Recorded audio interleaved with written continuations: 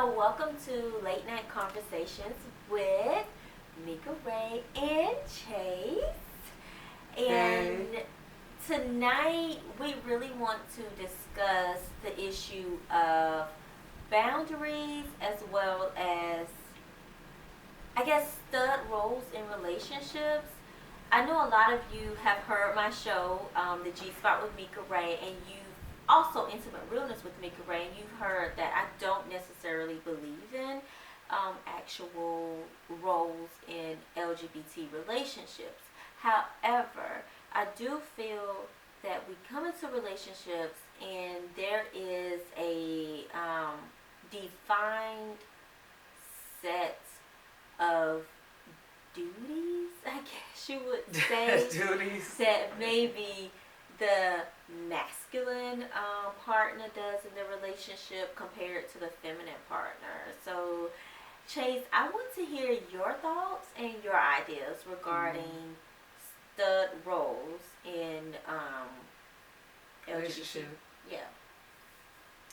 Well, I just feel like a lot of studs are missing the mark on what they're supposed to be doing. And I always laugh and joke and say this, like, man, I need to do a class or I need to do a show, because when I get with feminine women and they are used to me taking out the trash or me putting the pictures up or changing the oil in their car or doing the things that a man in a relationship would normally do, That makes sense. you know, I'm confused. I'm like, what are these styles doing for you? You know, if you choose to be the aggressive person in the relationship or play the masculine role, then you have to do those masculine things. I know, like, new age people are like, oh, well, you know, well, the femme should take out the trash, or the femme could do this or that, but maybe I cook, or maybe I clean really well. Then I feel like you guys need to figure out those things in the beginning, but you're not. So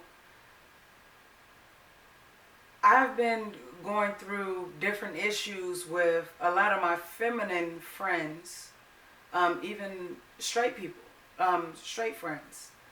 They'll have a man in their life or a husband or a boyfriend who can't change a tire. So they'll call me and say, Chase, I'm broke down on the road. Can you come and change my tire? And I'm like, where's your husband? Where's your dude? You know, I was blessed in the fact that, you know, I had a dad and brothers that taught me all these things. But as well, I took the initiative to learn how to be a fixer, how to be a cultivator. I want to grow things and do all this stuff because I knew that I liked feminine women, and that's not something that they generally do. Well, I just want to say this real quick, just to say that I don't expect a female to be manly. I don't care even if they are the stud in the relationship. I don't expect any manly type things. Right. And I feel that where the problem comes in, so it's twofold. The problem comes in where the femmes are expecting the studs to be men, and then the studs are saying that I'm your man, I'm macho, but then they're not able to fulfill half the tasks that a man can fulfill in that woman's life. At the end of the day, I feel like we're all female. I think where the issue lies is you're not being honest in your actual talents. If you're someone who knows how to change a tire, then you just know how to change a tire. Hell, I could know how to change a tire. Right. But it don't make me more stud than you. Right. Because you know how to change a tire. You know what I'm saying? Or you don't know how to change a tire. Yeah, I feel you. So it's like, when you're in a relationship, I think you need to identify your strengths. So if your strengths are changing tires and fixing the cars and doing everything that that are quote unquote manly type duties, then that's just your strength. It's not because you identify as a stud. Right. And the same for femmes. If your strength is cooking, cleaning, then that's just your strength. And that's fine. Or your strength as a femme may be, I know how to change a tire, I can change some brakes, and I can change the oil in the car for my studly female. Then that's just your strength, and that's okay too. Right. Well, and that's something that, I've spoken about before, where it was just like, what types of conversations are you having with the people that you're dealing with in the beginning? Because when I meet someone, I converse with them and I ask them specific questions because I know what I want in a woman. Even though I'm more aggressive and I can do all of these masculine things because that's me, there are a lot of feminine things that I need. I need a woman that is domestic, that is okay with cleaning and cooking and doing all those different things. But if she doesn't like to, I'm an awesome cook. So it's not going to... That's a blessing. Yeah.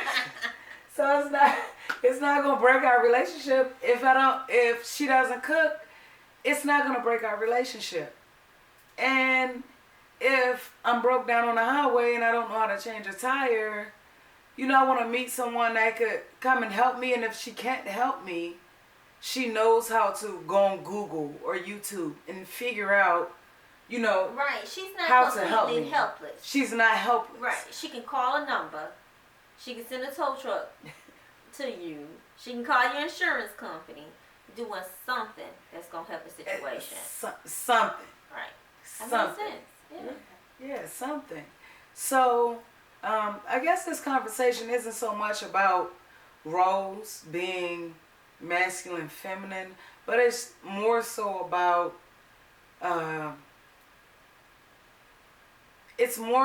complimenting the person that you deal with. Right. And a lot of people aren't doing that. And it's ruining relationships for the next person. Right. It is. Even sexually. It's ruining people. And that's going to be another conversation. Yeah, it's going to be another conversation. But just so you guys know, you have to figure out who you are. Right. What you like. What you want for yourself. Right. And have these conversations in the beginning when you meet people. And it's also not just about finding out what you want and what you like, but it's also finding out about what you can add to someone else's life. Yeah, because a lot of us, like you said in the beginning, we don't have these conversations with the people that we decided that we want to be in a relationship with. It's like, oh, you cute, we had good sex tonight, that's it. I want to be with you for the rest of my life. Yeah. But they're not talking about, what about financial goals? Can you rely on this individual to pay the bills or help you pay the bills? Or does this individual have a job, a solid, career path, or even just a solid job track? It's some people who go in and out of jobs and just because that's just who they are. Or do they have great financial planning where they pay their bills every month and they paying it on time? Do they have good credit? And even if they don't have good credit, maybe it's mediocre credit and they're trying to work on it type stuff. And are they good parents? Are they good daughters? Are they good aunties? Something. It's just like you need to know who that person is, and then what can you offer to that individual. Women love to talk about, what can you bring to my life? What the hell, what can you bring to their life? Right. Can you bring a table if they have the chairs? That's true. So, I guess maybe, in a synopsis, we could say that maybe it's time for all of us to slow down. Yes. Take your time. Talk to the people that you're dealing with. And don't just, have sex with them or have one or two good conversations and decide that this is someone you want to move in with. Right. what they call U-Haul lesbians, or, you know, Right. it's just what gay people do. Because marriage is real.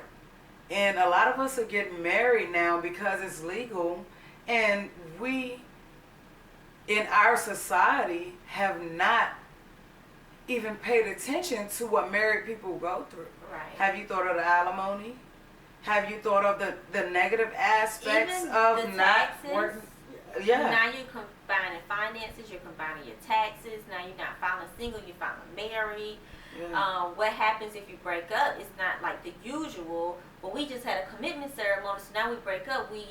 Everything is It's already nothing. divided. Now you have things are together. I don't care if you purchased this outside or you purchased it yourself.